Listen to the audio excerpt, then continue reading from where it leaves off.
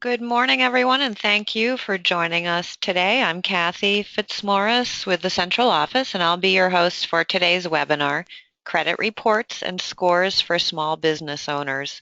Your microphones and telephones are currently muted to eliminate background noise during the program. We will take questions throughout the presentation. To ask a question, type it into the question box on your control panel, or if you have a working microphone, you may raise your hand by clicking on the hand icon and I'll unmute you. Today's program is being recorded and will be available through WebMQS in the Shared Resources section. There are two handouts that accompany this webinar. You should be able to download them from your control panel. If not, I will put them in WebMQS. And I'd like to thank our PACE SBDC for arranging this webinar. So let's go ahead and get started. I am pleased to introduce Chris Dlugozima, Certified Consumer Credit Educator with GreenPath Debt Solutions. Welcome, Chris. Thank you, Kathy, and it's a pleasure to deliver this webinar today. Good morning, everybody. Hopefully, in some parts of the state, it's a little bit nicer there than it is here where I am here in Rockland County today. It's supposed to get a lot of rain. So today's topic, as you know, is credit reports and scores. And this is certainly a topic that really gets brought up a lot in the context of helping small business owners. I remember a few years back I had gotten a phone call from a small business owner. I think it was actually a referral from one of you guys. And the gentleman had asked me, he said, you know, I heard GreenPath can help people with credit issues. And I said, sure. So he said, well, I want to improve my business credit. I really am looking to expand. So I asked him, all right, well, tell me a little bit about your personal credit. And he said, no, I don't care about my personal credit. I want to fix my business credit. And of course, my response is it's really one and the same when you're first starting.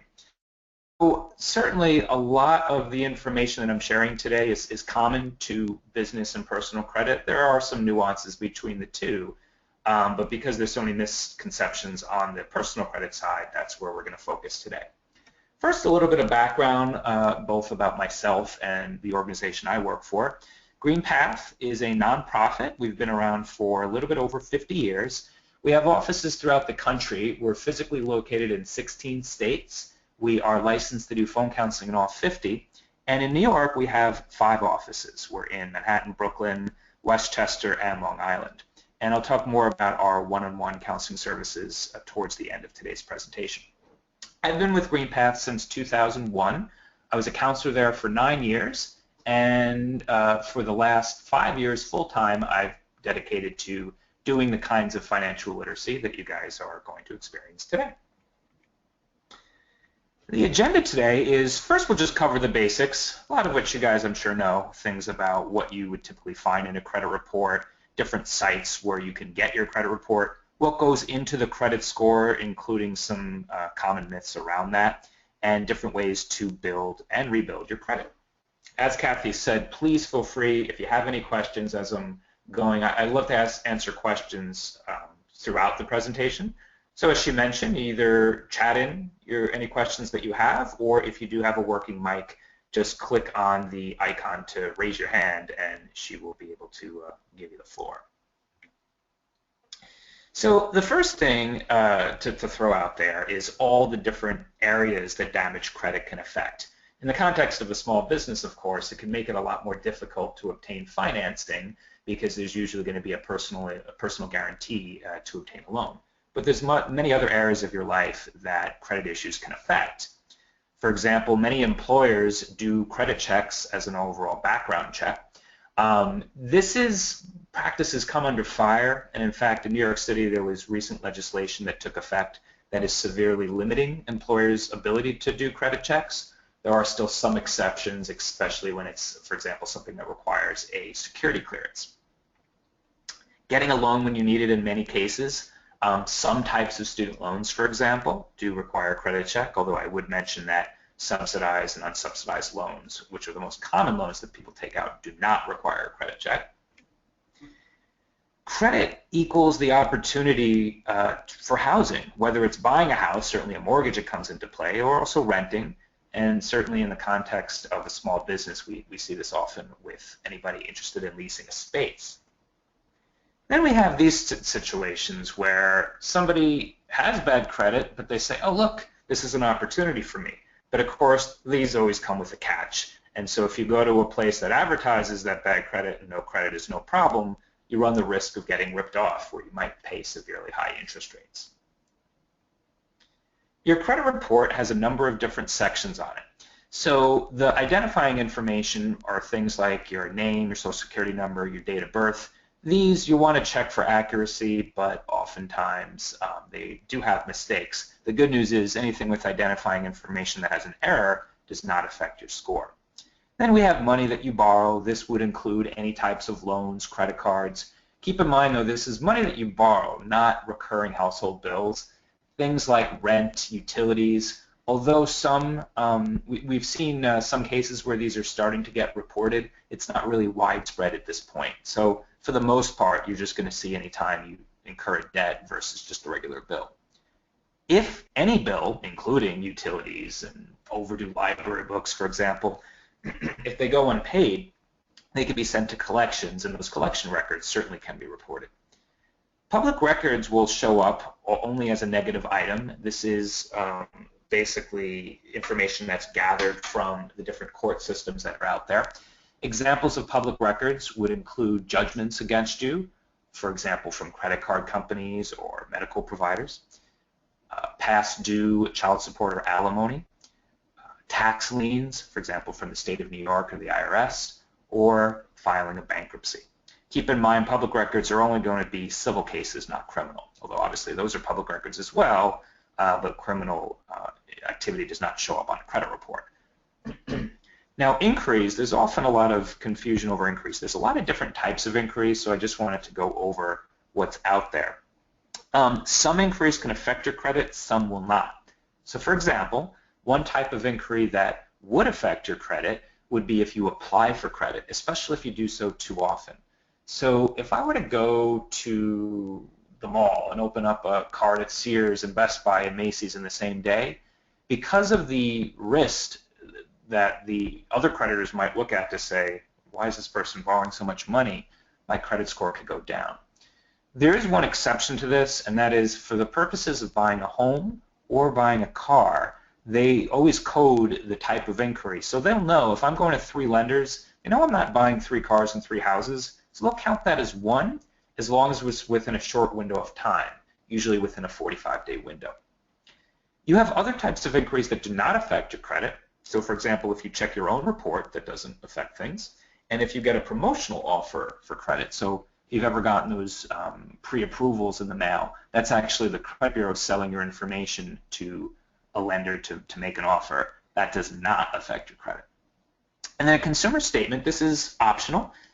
This is used, for example, if somebody wants to place a fraud alert on a credit report, if they suspect that they might be a victim of identity theft. This does not affect your credit, but someone viewing your credit report can see this statement, and you're allowed up to 100 words. Keep in mind, and you guys know this, but it's worth repeating to any of the clients that you serve, is as important as credit is, it's not really a substitute for how well you or your business are doing financially. And that's because credit reports only analyze one thing, how you deal with any debt that you take on. Income and revenue information, assets, profits, none of these things are going to be listed on the credit report. So for that reason, you could be really good at moving debt around and using one loan to pay another, have an excellent credit rating, but really have nothing behind it. On the flip side, you could have all the net worth and wealth and income, revenue in the world, but just be neglectful for paying your bills, and as a result have poor credit. So obviously you'd like to have both, but one important thing is it's very important to make decisions that you don't want to just improve your credit if it might be to the detriment of your overall financial picture. And we'll see some examples of this a little bit later. There are 3 major credit bureaus for personal credit: Equifax, TransUnion, and Experian. In an ideal world, all of them are going to have the same information, but there could often be mistakes on one that don't appear on another. And in many cases, you will have lenders checking all 3. So for example, in the case of a mortgage, most lenders are going to use all 3 credit scores, and typically they're going to use the middle credit score when making a decision. Bottom line is, to stay on top of things, you really do need to check all three. So now the question comes into play, where should I go to check my credit report? So I want to try something. If you guys could chat what website you would recommend to your clients if they wanted to see all three credit bureaus, go ahead and chat that out, and I'll be interested to see, Kathy, what kind of responses we get.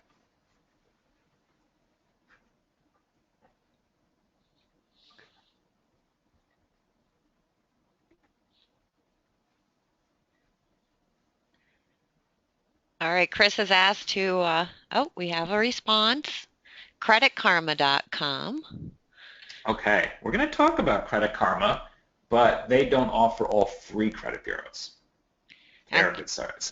And then we have another one, annualcreditreport.com.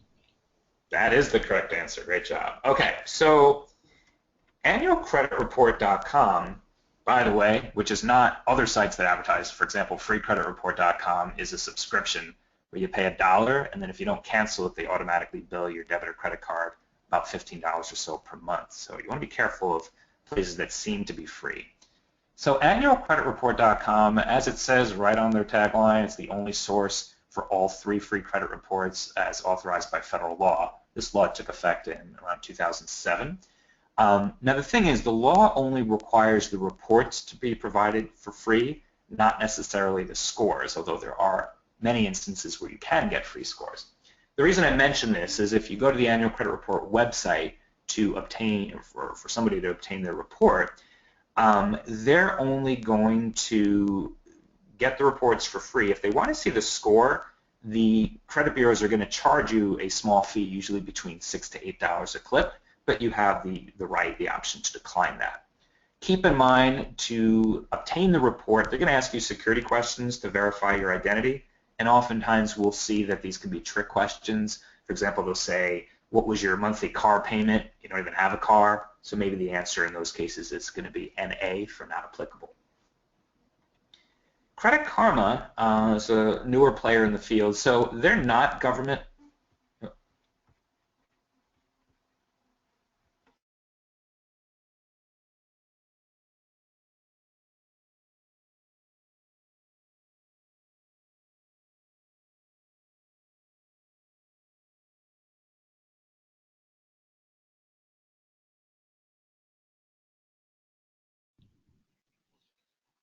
Chris, we've lost you, I think.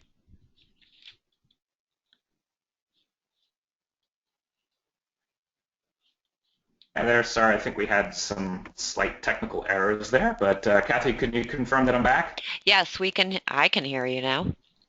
Okay, perfect. Apologize for that. So with Credit Karma, basically they make money. They're a for-profit company, but they make money from advertising. So basically, to the consumer, there are no fees, and the nice advantage of them is you can update both your report and your score once a week from 2 of the 3 credit bureaus. Currently, Experian is not included in the service that they offer. So this is a great way to really check how things are going over time. When it comes to your credit report, negative information can show up for a significant period of time. Now, first of all, let's talk about the negative information that's there. If you are 30 days late or longer, a delinquency can be reported. So that's a key date. If you're 29 days late, not good, you're still going to get late fees, but the information is not going to show up until you reach that 30-day mark. Once you're at 30 days late, then you're going to have negative information show up for up to 7 years. There are some exceptions to this rule. So for example, a collection account, although it stays on for 7 years, per New York State laws, these would get removed after 5 years, provided it's a paid collection account. So that's one way to shrink the length of time a little bit. Certain things stay on longer. So for example, a bankruptcy is going to stay on for up to 10 years. Really both types, whether a Chapter 7 or Chapter 13. Unpaid tax liens can stay on indefinitely, often for 15 years or longer. Obviously, if you encounter a client with that, credit report is the least of the worries, of course, that they'll want to resolve the tax issue that they have. And positive information actually is going to stay on for 10 years. And the reason for this is, or the reason to keep in mind for this is the fact that if you pay off a card or a loan, it doesn't just disappear off of the report right away. And this is a point we're going to cover in more detail a little bit later. Mistakes can and do happen. We'll see credit report errors happen, according to studies, somewhere between 10 and 21% of the time, and many times they're significant. So it's basically a three-step process if you see mistakes out there. Step one is to order the report. And so I can't just get a TransUnion report and then dispute information with Equifax. I really need to review all three of them first. If I determine that there might be a mistake on there, I can file a dispute online with that credit bureau. Usually, if I get the report online, there's going to be an easy way to dispute that online as well. If I'm not happy with the result, and according to data that's out there, many people are not happy with the initial response that they get, they could take the additional step of filing a complaint with the CFPB, the Consumer Financial Protection Bureau. If you haven't previously checked out their website, it's a great resource. Not only do they take complaints on a variety of financial products, but they have a lot of great financial literacy tools on there as well. As a result of the number of complaints that people got from dealing with credit report disputes, the credit bureaus had a lot of pressure from the government, and they actually recently announced changes to the way that they process disputes, although these changes mostly going more to dealing with these disputes with live people. Traditionally, it was very much of an automated process. It's going to still take a few years to fully take effect. Before I transition to credit scoring, I just want to pause for a second just to give some people a chance if they do have any questions so far.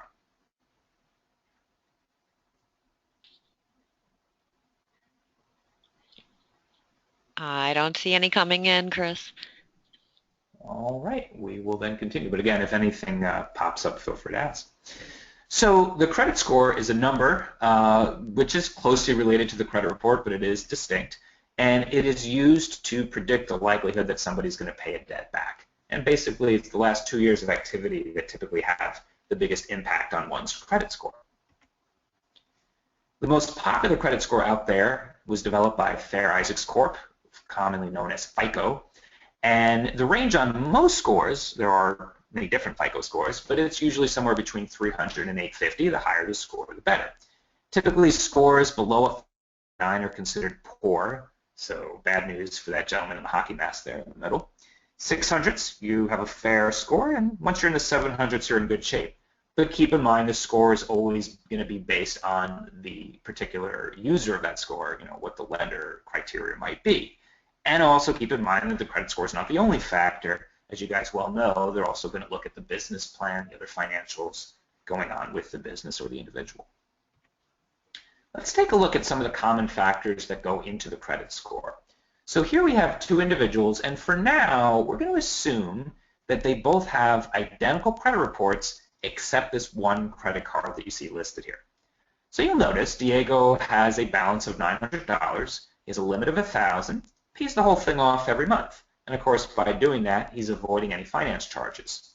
And we'll also assume that Diego constantly keeps charging $900 and paying it off, charging $900 and paying it off over time. Andrew, on the other hand, as you see, has a $10,000 balance. He's making minimum payments. So he is paying on time, but it's going to take a significant period of time, of course, to pay it down, given that he's only making minimum payments. So I'm going to throw it out to you guys. Who do you think has the better score? Please chat in your responses to type in either Diego or Andrew, and we'll see what Kathy shows the results to be.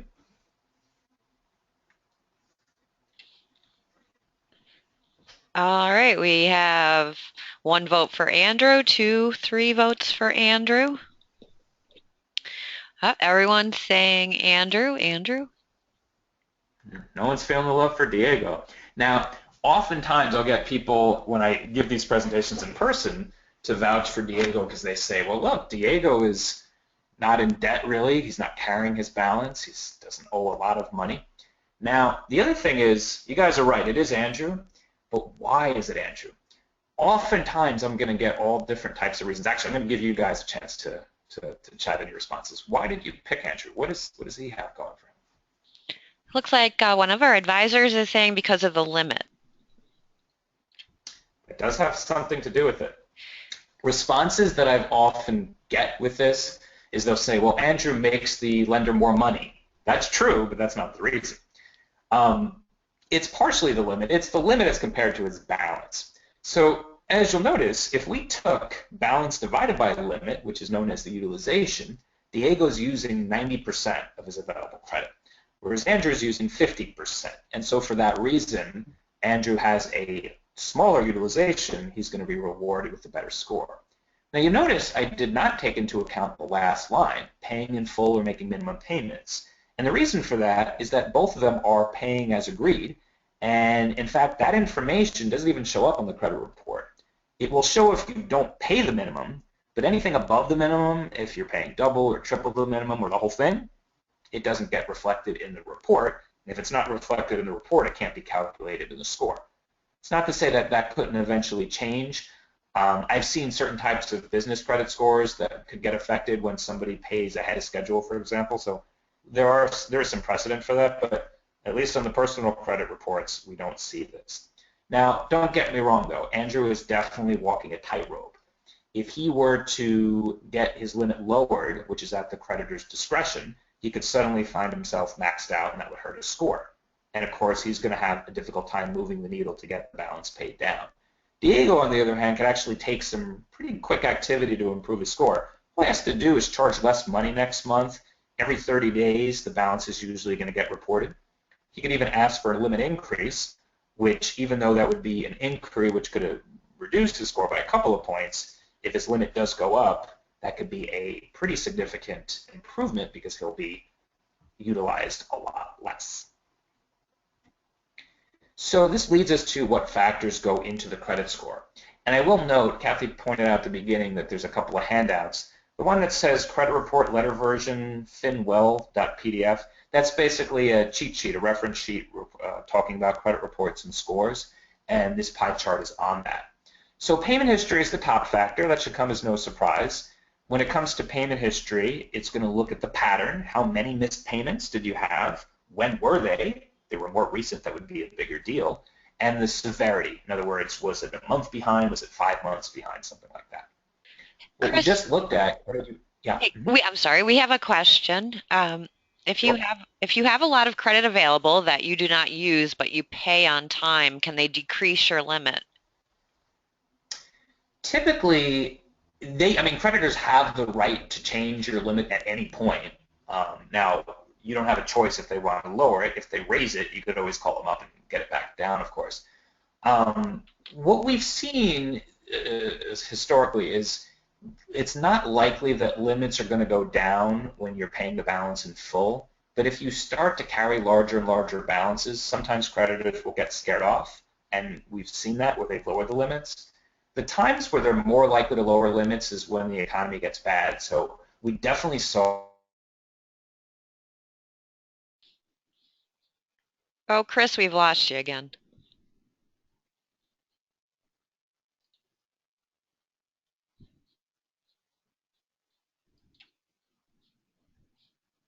Can anyone hear me? Yeah, I think I'm working.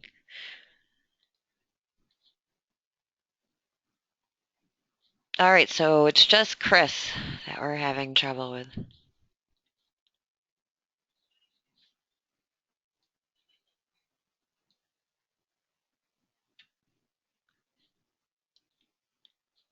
You might have to switch over to phone, Chris.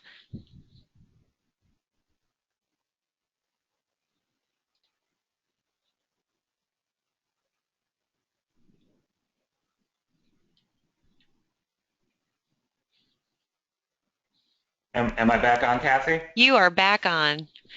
All right, these gremlins are not doing me any favors here. So I think, as I was saying when I got disconnected, when it comes to your credit, if you don't use a card a lot, we have seen creditors reduce or even close a card as a result of that activity.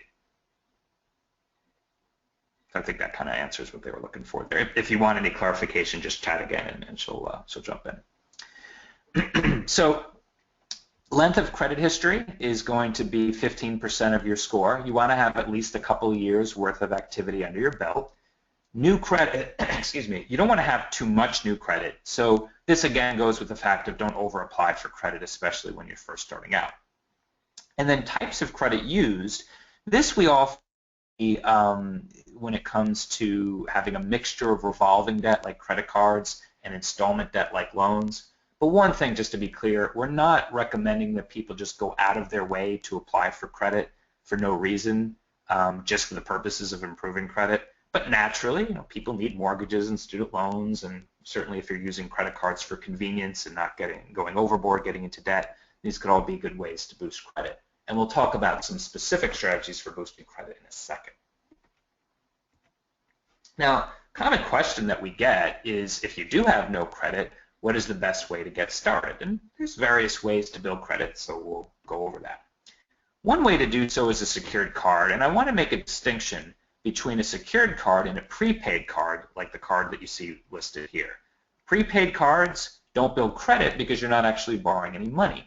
What's going to happen with a prepaid card is you just load money on and you're paying it down, or you're spending it down. But because you're not borrowing money, they don't have anything to report. So a secured card, you make a deposit, let's say $300. They give you a line of credit equal to that deposit, and then from then on out, it's treated just like a regular credit card. So they'll still charge interest if you don't pay the balance off. They will still charge late fees if you pay the bill late. To obtain a secured card, credit unions can be a great bet. Many of them will offer secured cards for free. If you go the route of one of the more larger banks, shop around. You can usually find one with an annual fee of $29 a year or less if you look around. Other ways to boost credit are to piggyback off of somebody else's credit. So for example, obtaining a cosigner, though that comes with its dangers. Of course, if you have a cosigner on a loan and the other party doesn't pay, you're going to be on the hook for the debt, and so this can have significant risk. Another way to boost credit to piggyback off of somebody else is being added as an authorized user. In the case of an authorized user, you basically give somebody else charging privileges on that line of credit. You don't even have to actually give them the card. And then that authorized account, even though they're not legally on the hook for it, that account will still show up on both parties' credit reports. So if it's being used well, meaning it's being paid on time, it's not anywhere near the limit, and it stays that way, that can boost the other party's score. And if you have an older account, if I've had an account for 10 years or more and I add it on for somebody else, that could even improve their length of history. So we've even seen it where we have somebody who's younger, who's 20 years old, but yet has a 10-year-old credit history because they're authorized on someone else's account. A couple of words of caution as you think about whether or not your clients are ready to really work aggressively to build up their credit. Stable income. And this is definitely going to have a lot to do with what other sources of income do they have coming in if you're helping a small business owner. So of course, when a business first gets off the ground, very rarely is a small business right off the bat going to provide stable income, even if it does well initially. So the question is, are other members of their family contributing to their household income? Does the person have other sources of income from full or part-time work? Otherwise, the credit card can often act as a crutch. The importance of having a written monthly budget. Just because someone's really good at analyzing the cash flow of their business, personal budgets are a whole other animal, not so much from a technical standpoint, but just from really understanding the sacrifices that might be involved. So this is something that if you identify that this might be an issue, this is one of the financial counseling services that GreenPath offers. And then having enough of a cushion in place in case there is something unexpected on the income or expense front, because as long as you have a little bit of savings, then hopefully whatever you charge on the credit card, you're in a good position to pay it off in full so that you're not at risk for carrying a balance and thus paying high interest. Once you have the card, know yourself. If you tend to make impulsive purchases, you may wish to automate the whole thing. So take a bill you pay already. Maybe you have an internet charge or a cell phone bill, Netflix even. If I put a monthly $8 Netflix charge on my credit card and nothing else, I'm immediately going to be using as little credit as possible. So in this case, I'm only going to be using 1/3 of my available, or less than 1/3 of my available credit, and I'll be in a great position to pay the balance off at the end of the month. According to studies, the people with the highest credit scores only end up utilizing 7% of their available credit. And so the rule of thumb is really just to use as little as possible. And if your limits aren't that high, you really have to be careful that you don't end up using a large percentage of your credit.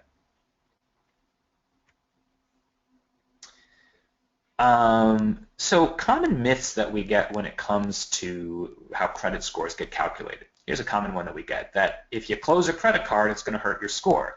And then a lot of this time, this is actually baked into the scripts that credit card companies use to convince you not to close the card when you bring this up. Let's take an example, and this will be a nice review for how credit scores are calculated. So Andrew has maxed out his 3 credit cards, and by doing so, that's hurting his utilization, which is going to hurt his credit score.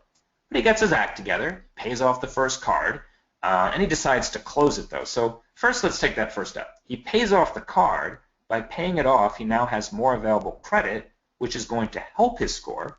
But by then closing the card, and he might have a good reason, in this case, he knows himself, he doesn't want to be tempted to use it, but by closing it, he gets rid of that available credit, and now his utilization goes back up, and his credit score goes back down. So in this case, the rule of thumb is if you're in the middle of paying down debt, usually a good idea, at least for your credit score, to not close the cards. Let's compare this to Diego. He has 5 open accounts. All the balance is either at 0 or near 0. And in his case, if he were to close one of them, maybe he wants to avoid an annual fee that one of them is charging, he's still going to have a lot of available credit afterwards. So it's not likely to have much of a difference on his credit score either way. So if you're in a case similar to Diego, have no fear of closing the accounts. And even when he does close the account, as I mentioned, it's not going to just disappear off of the credit report. Chris, we have a question. Sure. Why are cash balances in bank accounts not included in your credit score, but bank lines of credit are? Okay. So cash balances really they don't show how likely you are to pay debt back, but they are a factor that lenders will use. They're just not part of the credit score. So for example, a lender is going to want to see that somebody has sufficient cash reserves, that they have enough income capacity really to pay a loan back. So in that case, the cash in a checking account is going to matter. It's just not going to be reflected in the score itself. But a line of credit, that does affect things because a line of credit is really similar to a credit card. So if I have overdraft protection, let's say Citibank's Checking Plus product, that is a debt. And so now some people are just going to pay it off as soon as it hits the overdraft, but others can carry a balance that you're allowed to pay over time, and that's really not treated any differently than a credit card that you have. So once the bank product becomes really overdraft protection, it's no different than any line of debt or any line of credit. We have a follow-up to that question. Isn't that a double standard? I'm not sure what they mean by that. Dan, can you elaborate?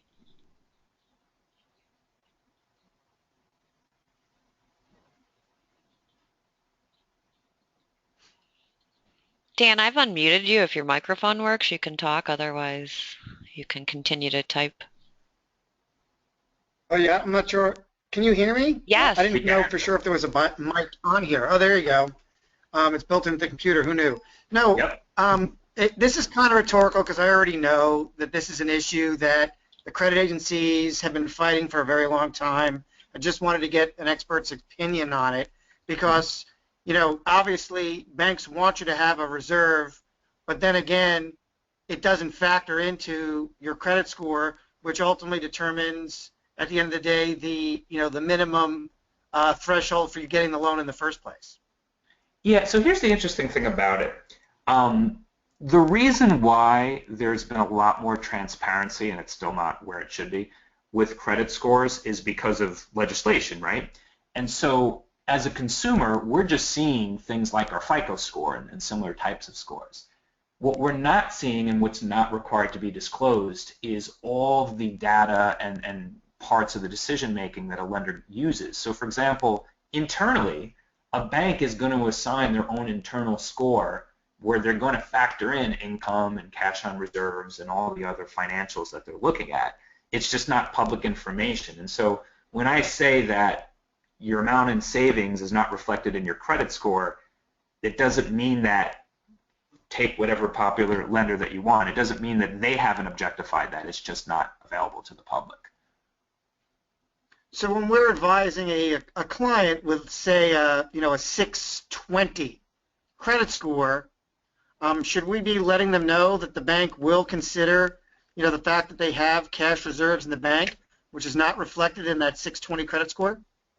Yes, but with the asterisk to say many lenders, some lenders have more discretion than others, right? And so what they might say is they might say, okay, look, if somebody has a 700 credit score, we're not really going to require as much capacity, income, assets, and so forth. But maybe if they have a 620, they have to have more. But they might have a cutoff at a certain point where they'll say, look, no matter how much money they're making, if their credit score is below a certain threshold, whatever that may be, let's say it's a 620, it's still going to matter. So I think the bottom line is just to say it's not as black and white as it might seem, but at some point most lenders do have a cutoff when it comes to credit scores. Yeah. Sorry for editorializing, but I find it interesting that the government can standardize educational test scores to determine proficiency, but they can't standardize these financial metrics so that people are compared on an apples-to-apples basis. Yeah, and I mean, even and going beyond what we're talking about here, and we're actually going to address this very point in a minute. When it comes to credit scores, this is a good opportunity for me to talk about this. There are many different types of credit scores that are out there, and even if we just look at FICO, FICO scores are used in about 85 to 90% of the lending decisions that are out there. First of all, you're going to have different scores for each report. So right off the bat, there'll be 3 versions, one for TransUnion, one for Equifax, one for Experian. You're going to have different FICO scores for different lending purposes. So there might be a score generated to predict the likelihood that a car loan gets paid back, one for car insurance, one for mortgages, and so forth. And then you have different models that get developed over time. So they'll get new information and they'll make a newer and better model, but oftentimes the industry is very slow to adapt. So for example, FICO last year announced that they had a new scoring model that was going to take collections into account a little bit differently, especially paid collections, for example. And a lot of people got excited because of all the, looking at it to say, great, that's not fair that I have a dispute with a doctor or a hospital and that affects my ability to get a house, let's say. But one of the problems is just because they announce the score doesn't mean it's adopted. And so one of the things that happens is the mortgage industry, and there's a lot of moving parts and complicated systems, at least from what I hear, where they're actually 2 versions behind. So essentially when FICO announces a new score, it's not really going to find its way into the mortgage lending industry, they predict, for about 5 years or so. So it's another frustration, but it's basically what we have with credit scores is it's very much of a patchwork of different types of scoring models and how they're implemented. Chris, we had another question. Doesn't it negatively affect your average time of credit when you close a card down? When you close the card down by itself, it doesn't immediately affect the average time of credit because that account is still listed for 10 more years. Now what you'll find that's going to happen is because that account will drop off eventually when there's no new activity 10 years later, if it's not replaced by older accounts. So in other words, you picture for a second that somebody closes a card and then stops applying for new credit or that kind of thing, and eventually everything drops off, that's going to be a problem. But if by the time it drops off, it's replaced by other accounts that do also have a long history, it's not going to be that big of a deal. So in theory, closing a card could affect the average length of history, but in practice, it's usually not going to be the case for most people. So earlier I mentioned just all the different versions of FICO scores. There are competitors to FICO, and I just want to give you one example here. Let's say you have a client that you review their credit report and score, and you determine they have a 630, and they say, that doesn't make any sense. I just pulled my score last week, and it was a 760. What's going on? Well, keep in mind there are competitors to FICO. The Vantage scoring system is one of the popular competitors, and this is actually, Vantage is a joint venture of the three credit bureaus. One thing that they got right is they did standardize the fact that the scores calculated the exact same way amongst the three credit bureaus, which is not the case with FICO. The thing is, Vantage really hasn't been adopted in large scale. They probably, from what I understand, have maybe about 10% of the market share. And when they first came out about 6 years ago or so, when they first came out, they did not have proprietary rights to use the traditional FICO model. So the model that they had to use is the one at the time, this is older, between 501 and 990. So a 760 Vantage score using this model would be a C, roughly a FICO score in the mid to low 600s. So eventually Vantage did win a lawsuit where they now do use a scoring range similar to FICO. But the point is when you have somebody that's looking at a score and it doesn't have context as to what score they're using and when it was calculated, what credit bureau, and so forth, it's important to look at the context. One thing that I like to do is when you see a score, there's usually going to be an explanation. It'll give you your percentile rank, and that's at least one way to at least come closer to comparing apples to apples, even though it's certainly not perfect. And another myth that we get is, of course, you shouldn't check your own credit report. That can hurt your score, and that couldn't be farther from the truth. It's applying for credit too often that can hurt you. Before we open it up to more general questions, just a few other things to mention. If any of your clients are interested in personal financial counseling, we don't specifically do business counseling, but there's a lot of intersection, of course. So if they need assistance creating a budget, reviewing a credit report, that's a free service that we offer. We offer debt issue counseling, and oftentimes all three of these types of services happen in the same session. So if anybody has concerns with credit card debts, student loans, accounts and collections, even if they're thinking about bankruptcy, that is a service that we offer. For those of you out in Long Island and New York City and Westchester, we have in-person locations. In the rest of the state, we offer phone counseling as well. And if anybody is interested in learning a lot more, digging a lot deeper into our financial counseling services, the last slide that I'll leave up will have my email address. I'd be more than happy to share some of the resources so you could know how and when to make effective referrals. Along the same lines, for those of you in Westchester, Rockland, Long Island, and New York City, if there might be any need for an in-person workshop similar to what we're doing here today, and elsewhere in the state, we do offer webcasts where it doesn't necessarily have to be a webinar like today's format. What we'll often do is you can get a group of people in the room together, and then we would broadcast the webinar. We would even open up to video chat for that as well, so feel free if you'd like to discuss that further. GreenPath is also a housing counseling agency. So if you have any clients that have questions about preventing a foreclosure, they'd like to buy a home, or those that are 62 years of age or older that are considering a reverse mortgage, we provide counseling along those lines. Some of these, in this case, both reverse mortgage and home buyer counseling, those are fee-based counseling services. The foreclosure prevention services are free. You'll notice the other handout that Kathy had included in the control panel that says resources has a lot of great websites, including this one, GreenPath University, where we have lots of financial literacy tips, videos, e-courses. These are great if you have a client that just wants to learn about identity theft, for example. We have some great articles there. We have some e-courses designed right around credit reports, for example. So there's lots of on-demand content that they might be interested in. Feel free to check us out on Facebook and Twitter. You can just search GreenPath Debt. We also have a YouTube page with the same handle there, GreenPath Debt, with good information especially as we have articles and videos. Always bad news. That's me on Eyewitness News a few years ago, and that's usually not good news for the economy. That happened after the stock market had tanked about 600 points or so. So I'd like to open it up to general questions, and as you guys will see, by the way, my email address is listed. That goes straight to me if anyone has any other questions afterwards. We do have a question. Did you say the VantageScore range now matches FICO? Yes, so they won a lawsuit a couple of years back, so the newer versions of Vantage do mimic it quite closely. So I had that slide up just as an illustration, just to say there are lots of different scales out there. So you got to take with a grain of salt a number given to you without context. And Raul, you have your hand raised, so you can go ahead and speak.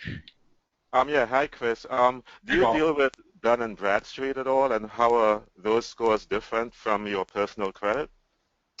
That's not because GreenPath is focused more on the personal credit side. We don't. If you have anybody that has a specific concern with business credit, I don't know of any nonprofits that focus on that end, but I do know of a for-profit but legitimate most credit repair companies, obviously, you have to be very careful of. But I do know of an experienced person in that field. So if you ever have somebody in that kind of thing, I think they give a free consultation, but obviously most of their services are fee-based. I could always make a referral for that, but that goes beyond our level of expertise. Any other questions for Chris?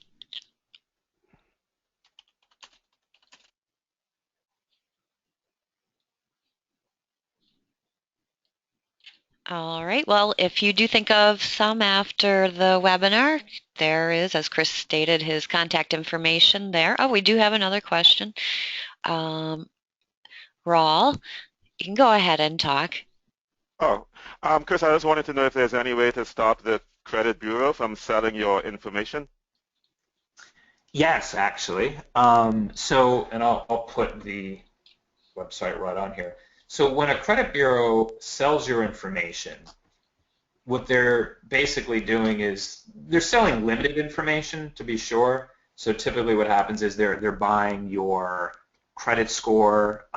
They don't, when the offer is being made, it's kind of anonymous. So they send you the offer in the mail, but they don't really have your full information until you send in and respond to that pre-approval. But you can block that process. If you go to this website, it's optoutprescreen.com. I'll make this bigger for you all in a second here.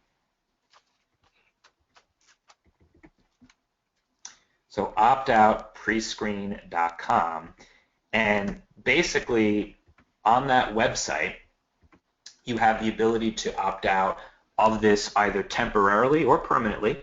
If you do it permanently, I believe there's a form you have to fill out and send in. And this is consolidated for each of the 3 credit bureaus to use. The one thing just to keep in mind with this, it's not going to eliminate all the unsolicited offers that you get, because credit bureaus and creditors really, they have multiple databases that they use. But when I did this, it cut down, I'd say, on about 75% of the offers I was getting.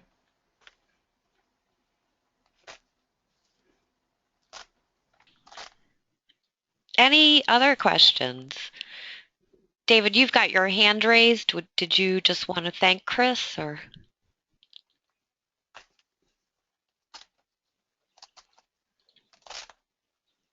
All right, does anybody else have any questions for Chris?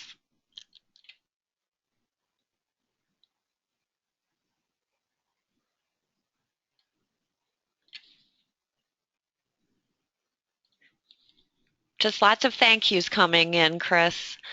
All right, my pleasure, and I look forward to working with many of you. And the other thing that I'll throw out there, and again, this really goes more specifically for those of you in the physical areas where we are, which again, Long Island, Westchester, New York City.